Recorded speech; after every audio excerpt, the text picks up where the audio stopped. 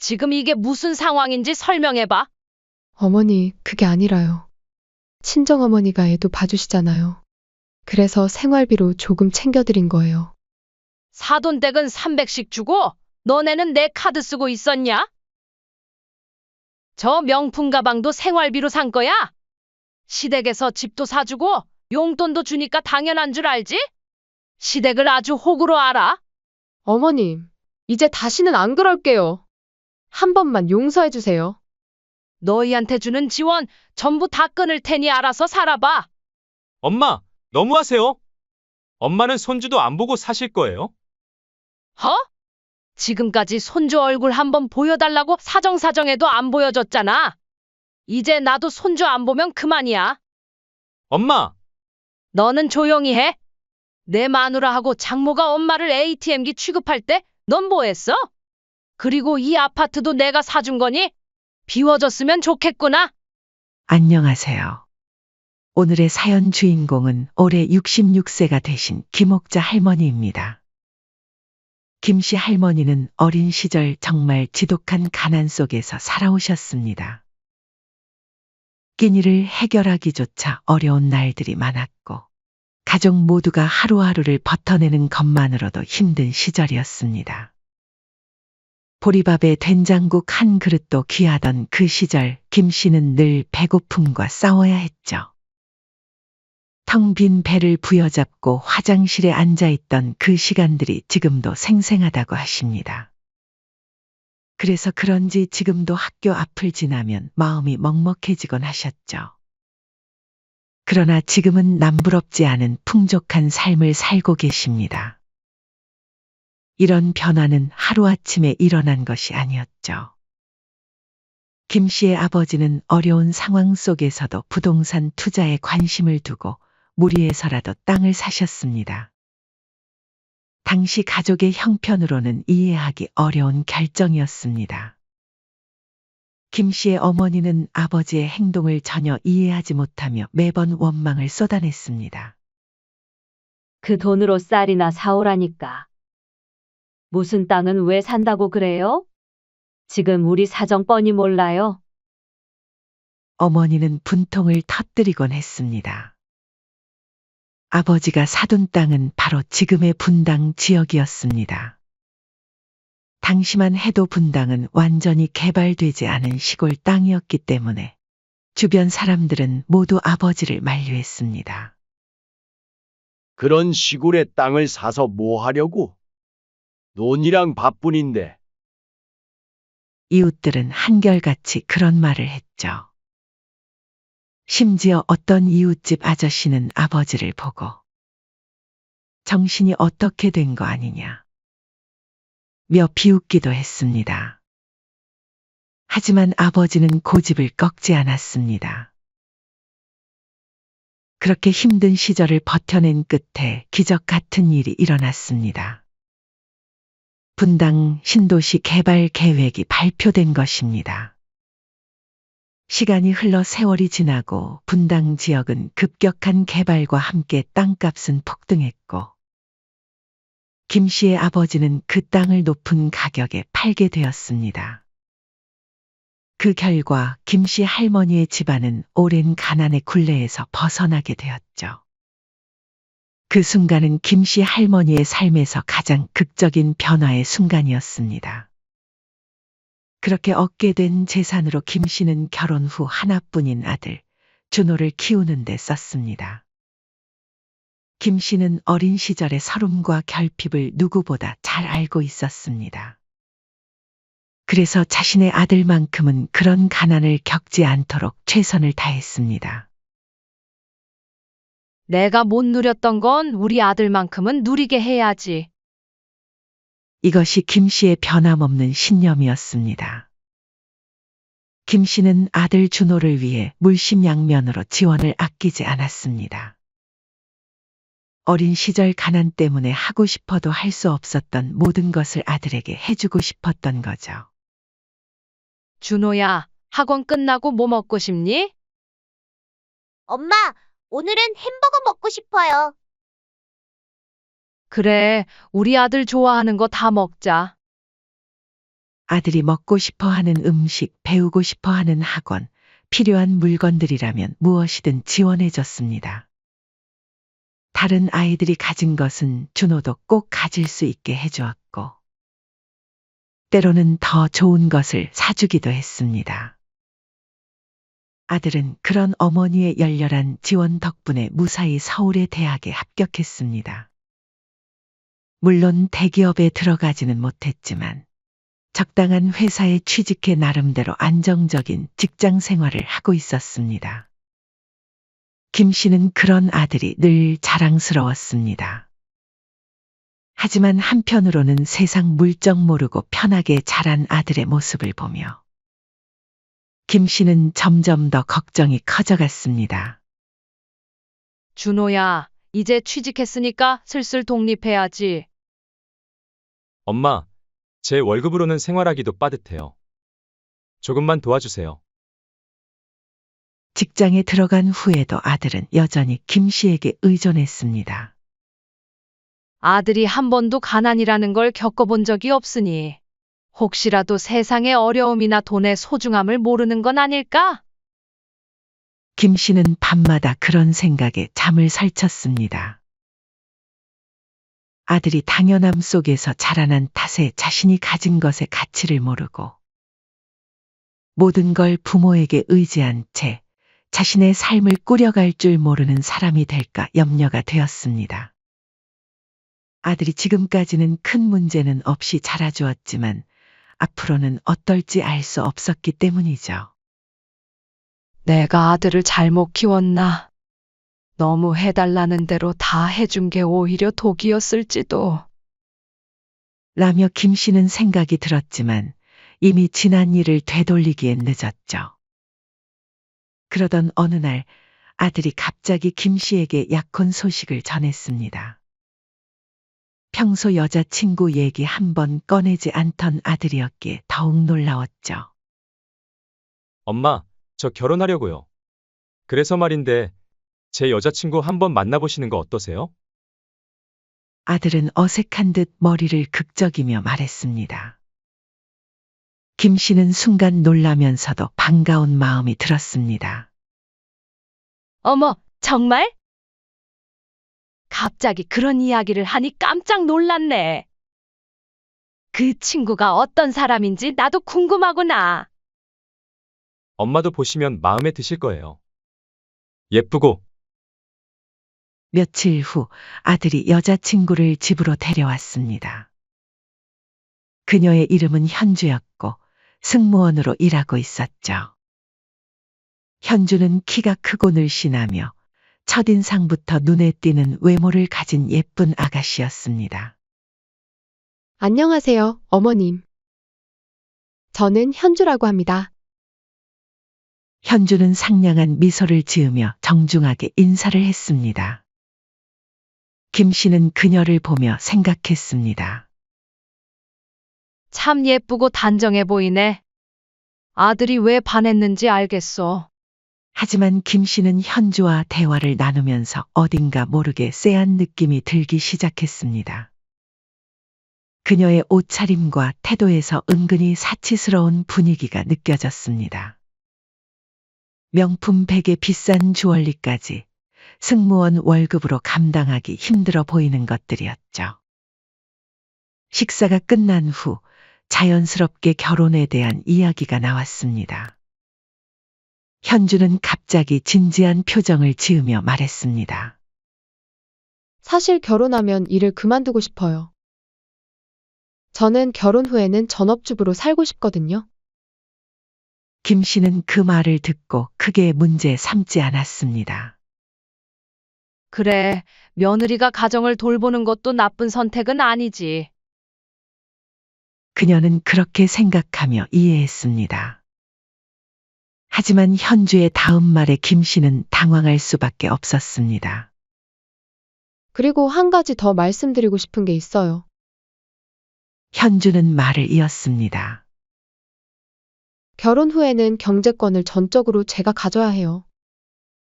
남편이 용돈을 받아서 생활하고 껌 하나를 사더라도 제 허락을 받았으면 해요. 김 씨는 순간 당황하며 물었습니다. 그게 꼭 필요한 일이니? 서로 의논해가며 살면 되지 않을까? 현주는 당연하다는 듯 대답했습니다. 요즘은 다들 이렇게 산다고 해요. 재정을 안정적으로 관리하려면 아내가 경제권을 가져야 한다고 생각해요. 제 친구들도 다 그렇게 살고 있고요. 그리고 한 가지 더 말씀드려야 할 게 있는데, 저희 친정에서는 결혼 비용이나 신혼집 마련을 도와줄 형편이 안 돼요. 그래서 결혼 비용과 집은 시댁에서 다 지원해 주셨으면 해요. 그 말을 듣는 순간 김 씨는 속이 답답해졌습니다. 첫 만남부터 이렇게 당연하다는 듯 요구하는 현주의 태도가 도무지 이해되지 않았습니다. 그녀는 무언가 더 말하려다 참고 이후 아들을 따로 불렀습니다. 준호야, 김 씨는 조심스럽게 며느리 될 사람의 태도와 요구가 부담스럽다는 이야기를 했습니다. 네, 엄마. 현주 어때요? 제가 말했죠? 정말 예쁘고 좋은 사람이라고. 내가 보기엔 이 결혼 다시 한번 생각해보는 게 어떻겠니? 아들은 깜짝 놀라며 물었습니다. 왜요? 현주가 뭐가 어때서요? 엄마, 현주처럼 예쁜 애가 어디 있어요? 게다가 스튜어디스예요. 준호야, 결혼은 겉모습만 보고 하는 게 아니야. 둘이 살면서 경제적인 문제도 있고, 엄마, 저 이 나이 되도록 여자친구 한 번 제대로 못 사귀었잖아요. 현주 아니면 저는 절대 결혼 안 하고 혼자 늙어 죽을 거예요. 제발 허락해 주세요. 아이고, 두야. 하나뿐인 아들이 막무가내로 현주가 아니면 결혼 안 하겠다고 고집을 부리고 심지어는 식사까지 거부하자. 결국 김 씨는 아들의 결혼을 허락할 수밖에 없었습니다. 며느리의 요구대로 호화로운 결혼식을 준비했고 김 씨는 아들의 회사 근처에 신축 아파트까지 마련해 주었죠. 김 씨는 이 모든 것을 하면서도 마음속에 찜찜한 기분을 지울 수 없었습니다. 아들과 며느리가 이걸 정말 고맙게 생각하긴 할까? 그러나 김 씨의 걱정은 얼마 지나지 않아 현실이 되었습니다. 아들과 며느리는 이 모든 지원을 고마워하기는커녕 마치 당연한 것처럼 여겼습니다. 김 씨가 신혼집을 방문했을 때도 며느리는 간단한 차 한 잔도 대접하지 않았습니다. 대화조차 짧고 형식적이었죠. 어머님, 오늘은 제가 좀 피곤해서요. 다음에 다시 오세요. 결혼 후 며느리는 완전히 다른 사람이 되었습니다. 명절이든 생일이든 시댁에 연락 한 통 없었고 방문도 하지 않았습니다. 김 씨가 먼저 연락을 하면 항상 귀찮다는 듯한 태도로 받았죠. 어머니, 지금 바빠요. 나중에 다시 전화할게요. 그런 며느리의 태도에 김 씨는 속상한 마음을 감출 수 없었습니다. 김 씨는 아들에게 조심스럽게 말을 꺼냈습니다. 준호야, 그래도 가족끼리 중요한 날에는 얼굴을 비추는 게 예의 아니겠니? 아니면 며느리가 먼저 시댁의 안부라도 묻는 게 맞지 않아? 그러나 아들의 대답은 김 씨를 더욱 속상하게 했습니다. 엄마, 제발요. 요즘 누가 며느리한테 시집살이를 시켜요? 엄마 진짜 꼰대 같아요. 그냥 며느리 좀 냅두세요. 그 말에 김 씨는 더 이상 아무 말도 하지 못했습니다. 아들과 며느리의 태도의 실망은 점점 깊어만 갔습니다. 며느리가 불편해하니 김 씨는 더 이상 며느리와 만남을 가지지 않았습니다. 연락도 하지 않은 채 남처럼 지냈죠. 명절이나 집안 행사가 있어도 며느리를 부르지 않고 아들만 따로 불러 식사를 함께 했습니다. 그렇게 지내는 것도 나쁘지 않았습니다. 오히려 속 편하기도 했습니다. 며느리의 눈치를 보지 않아도 되니까요. 하지만 그것도 잠시였습니다. 어느 날 며느리에게서 갑작스러운 연락이 왔습니다. 무슨 일이지? 김 씨는 의아해하며 전화를 받았습니다. 며느리의 밝은 목소리가 들려왔습니다. 어머니, 저 임신했어요. 정말이냐? 잘 됐다. 축하한다. 김 씨는 진심으로 축하하며 기뻐했습니다. 그러나 기쁨도 잠시, 며느리는 금세 투정 섞인 목소리로 말을 이었습니다. 손주도 생겼는데 혹시 뭐 해주실 거 없으세요? 요즘 임산부 영양제도 비싸고. 그 말을 듣는 순간 김 씨는 당황했습니다. 평소에는 연락 한 번 없다가 필요할 때만 연락해 오는 며느리가 괘씸했죠. 하지만 임신한 며느리에게 스트레스를 주고 싶지는 않았습니다. 그래. 임신했으니 조심해야지. 앞으로 아이 키울 준비 잘하거라. 김 씨는 마음을 다잡고 짧게 대답했습니다. 10달이 지나 며느리는 건강한 남자아이를 출산했습니다. 김 씨는 첫 손주를 볼 생각에 가슴이 벅차올랐습니다.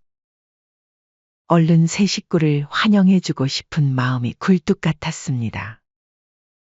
준호야, 손주 보러 집에 가도 되니? 내가 미역국이랑 삼계탕도 준비했어. 엄마, 현주가 아직은 좀. 아들은 말끝을 흐렸습니다. 며느리도 아기가 아직 어려서요. 저도 출산한 지 얼마 안 돼서 몸조리 중이고요. 다음에 오세요, 어머니. 라는 이유로 손주를 보여주지 않았습니다. 그래. 산후조리는 필요 없니? 도와줄까? 제 몸은 친정어머니가 돌봐주시니 안 오셔도 돼요. 대신 영양제나 용돈이면 충분해요, 어머님. 알았다. 그렇게 한 달이 지나고 2달이 지나고 계속 이런저런 핑계뿐이었습니다. 1년이 다 되어가도록 손주 얼굴을 한번 제대로 보지 못한 김 씨는 더는 참을 수 없었습니다. 김 씨는 단단히 마음을 먹었습니다.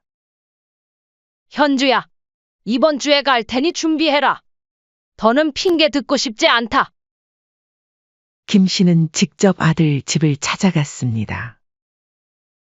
현관문을 열자 오랜만에 본 며느리는 여전히 불만스러운 표정이었습니다. 어머님, 갑자기 오시면 어떡해요? 아무리 아들집이라도 이건 아니죠? 며느리는 귀찮다는 듯 투덜거렸습니다. 손주 좀 보러 왔다. 아무리 그래도 1년이 넘게 안 보여주는 건 심하지 않니? 김 씨가 따지듯 물었습니다.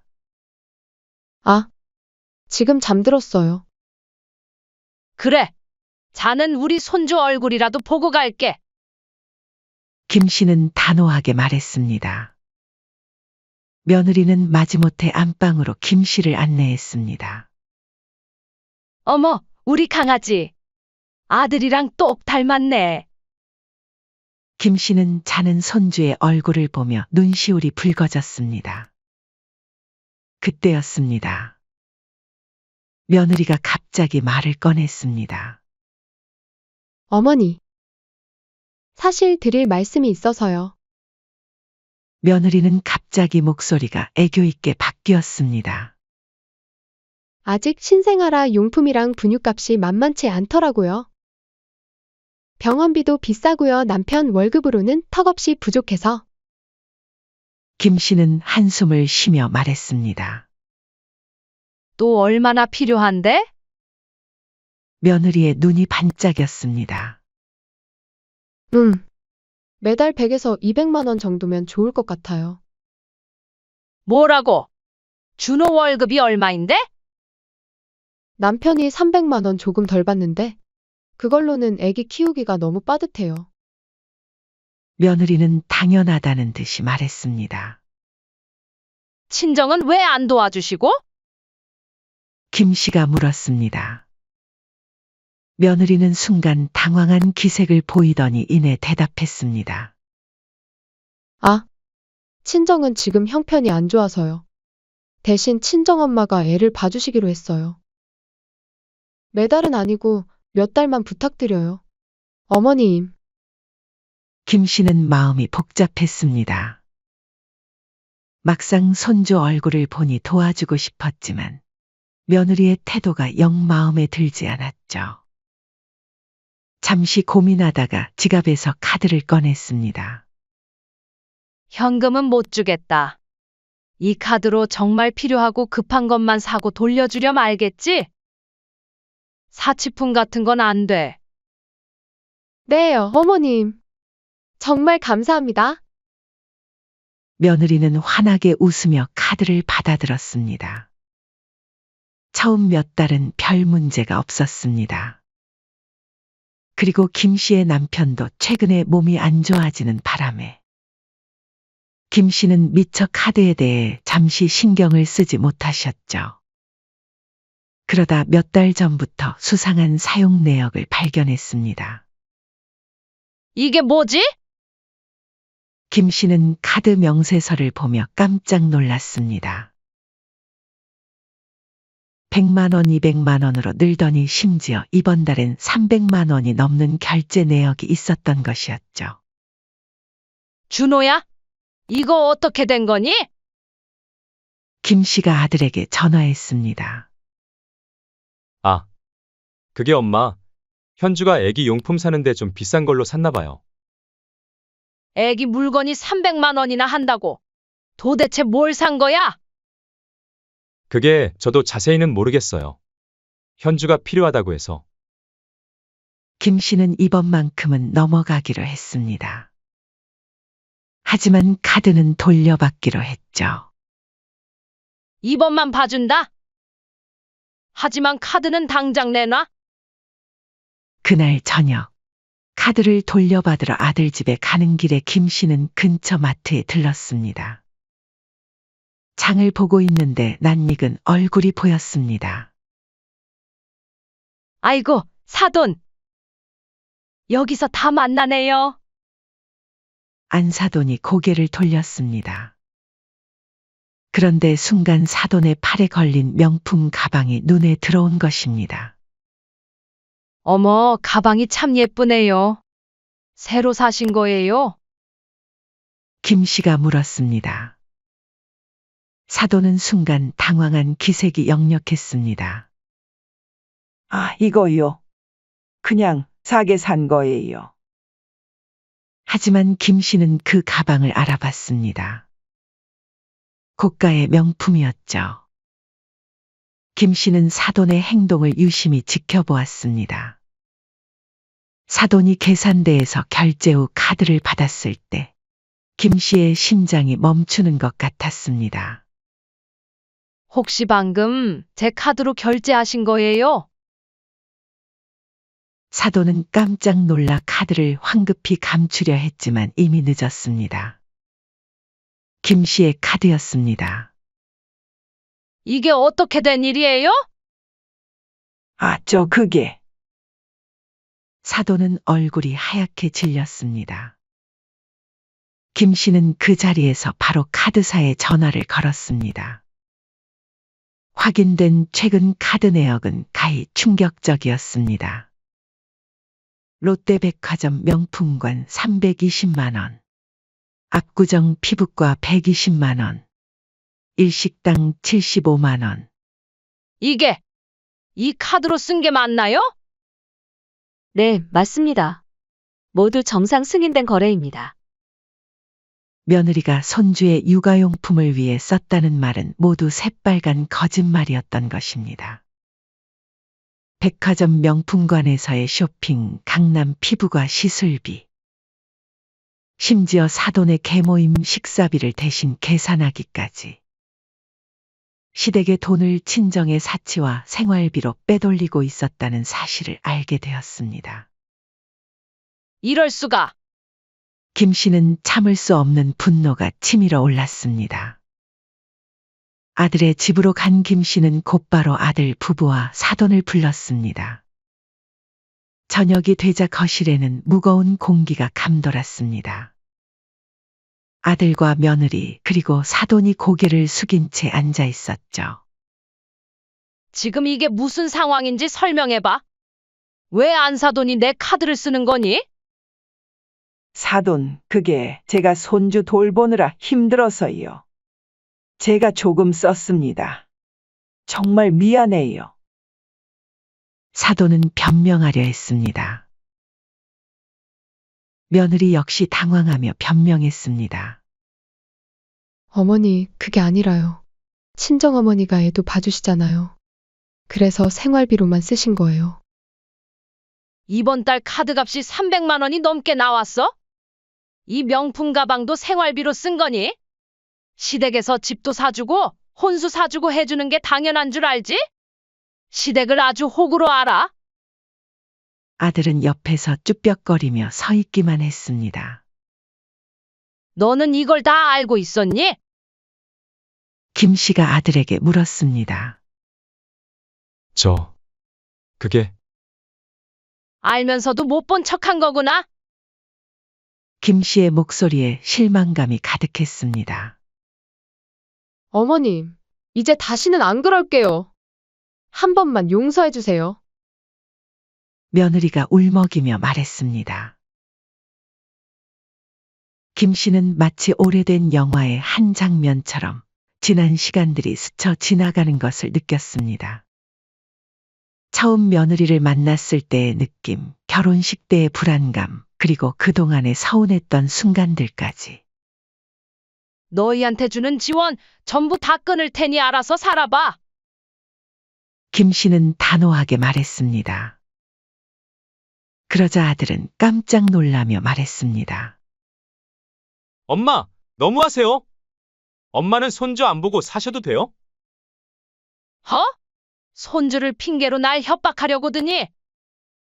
지금까지 손주 얼굴 한번 보여달라고 사정사정해도 안 보여줬잖아. 이제 나도 손주 안 보면 그만이야. 그리고 너희 아파트 증여 취소 내일 당장 법무사 사무실에 가서 처리할 거야. 어머니, 안 돼요. 그럼 저희는 어디서 살아요? 며느리가 울며 매달렸습니다. 그건 이제 너희가 알아서 해야지. 월세든 전세든 알아서 구해. 엄마, 잘못했어요. 너는 말할 자격도 없어. 내 마누라하고 장모가 엄마를 ATM기 취급할 때 넌 뭐 했어? 그저 눈 감고 있었지? 이제 나도 지쳤다. 그날 밤 집으로 돌아온 김 씨는 오랜만에 편히 잠들 수 있었습니다. 마음 한켠이 아프긴 했지만 이제야 마음 정리가 된 것 같았습니다. 그로부터 며칠 후 김 씨는 법무사 사무실에서 아파트 명의를 자신의 이름으로 되돌리는 서류 작업을 마쳤습니다. 아들과 며느리에게는 단호하게 통보했죠. 3달 안에 이 집 비워라. 손주 생각해서 기한은 넉넉하게 줄게. 그 말을 듣는 순간 아들과 며느리의 얼굴이 하얗게 변했습니다. 아들과 며느리는 다급해진 목소리로 애원하기 시작했습니다.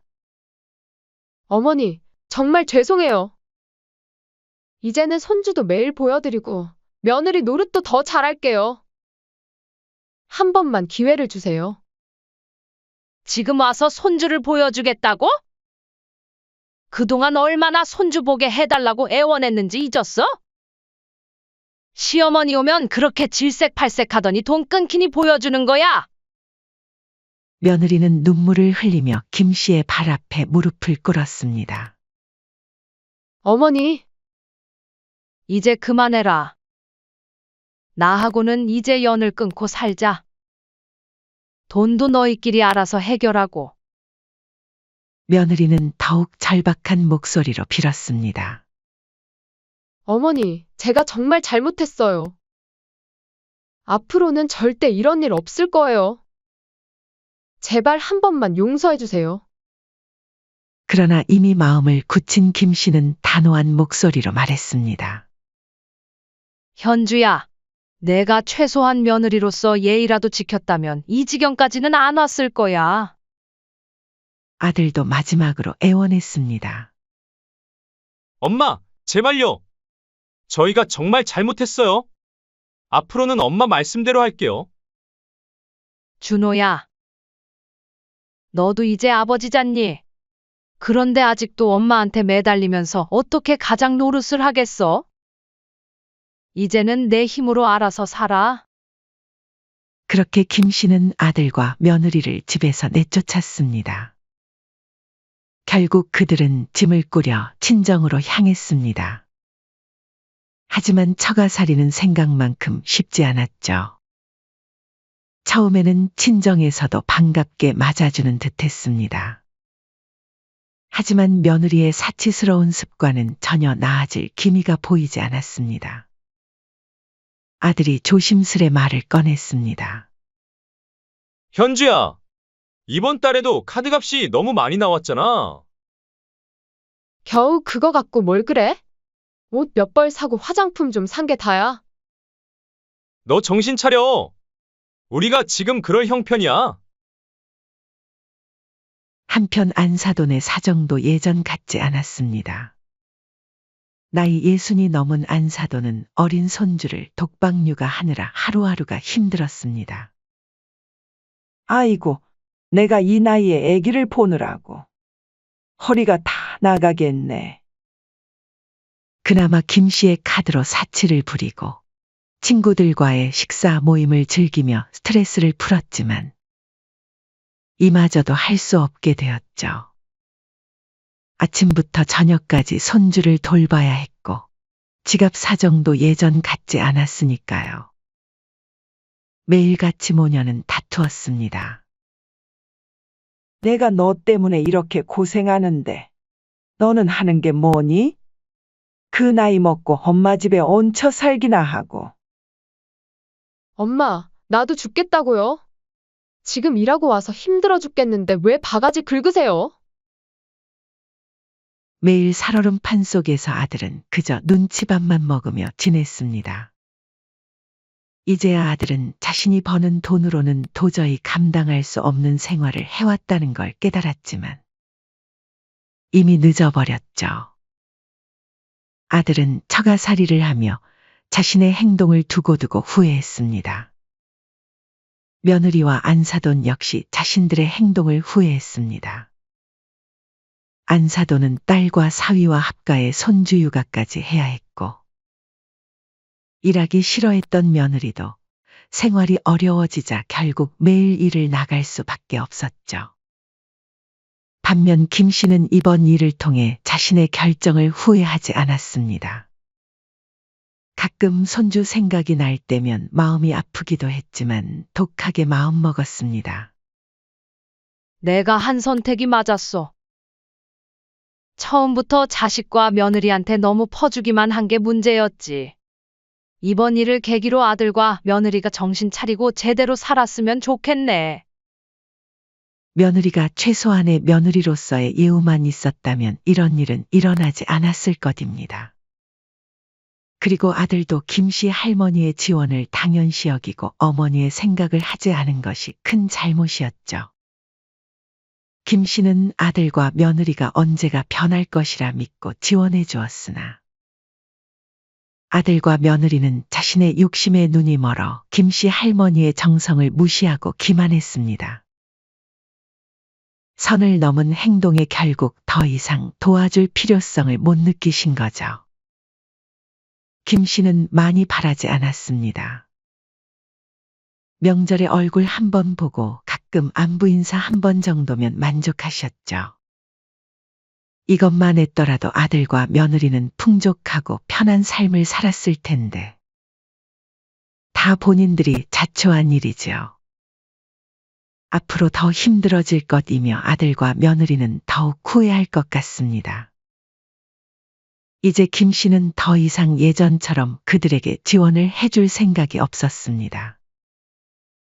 예전처럼 무조건적으로 지원하는 일은 절대 없을 거야. 절대 홀가분한 마음으로 자신의 집으로 돌아온 김 씨는 환하게 웃으며 새로운 삶을 시작했습니다. 사연은 여기까지였습니다. 구독, 댓글, 좋아요는 영상 제작에 큰 힘이 됩니다. 시청해 주셔서 감사합니다.